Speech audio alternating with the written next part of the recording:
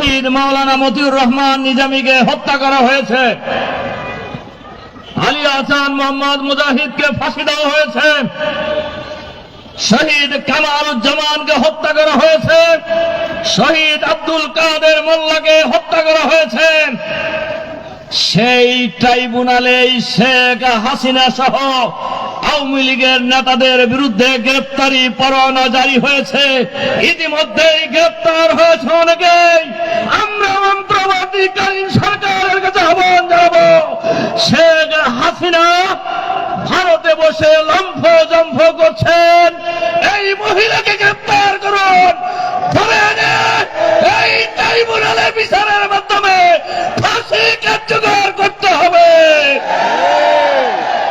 ইতিমধ্যেই শেখ হাসিনা সহ আওয়ামী লীগের নেতাদের বিরুদ্ধে বিচার শুরু হয়ে গেছে ওই ট্রাইব্যুনালে।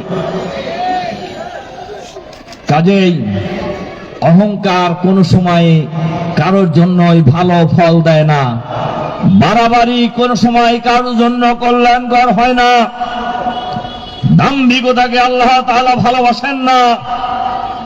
একজন বিচারপতি, নাম শুনছেন আপনারা নিশ্চয়ই, আমি ওর নামই নেই না কোনো জায়গায়। সে সাইদি সাহেবকে ফাঁসি দিয়ে এসে আস্ফালন করে টকশোতে, অ্যাপিলেট ডিভিশনের কোন বিচারপতি টকশোতে যায় দৈনিক। এটা দুনিয়ার ইতিহাসে কোথাও দেখছেন আপনারা, শুনছেন? কিন্তু এই ভদ্রলোক আসতেন, সাইদি সাহেবকে ফাঁসি দিয়ে এসে বলতেন, আজকে সাইদি সাহেবকে ফাঁসি দিস, কি বাহাদুরের কাজ করে এসে আজকে নিজামী সাহেবকে ফাঁসি দিছি, এটা বলতেন। এই ভদ্রলোকে পাওয়া গেছে কোন জায়গায় জানেন তো আপনারা? কোথায় শোনেন নাই মনে হয় আপনারা?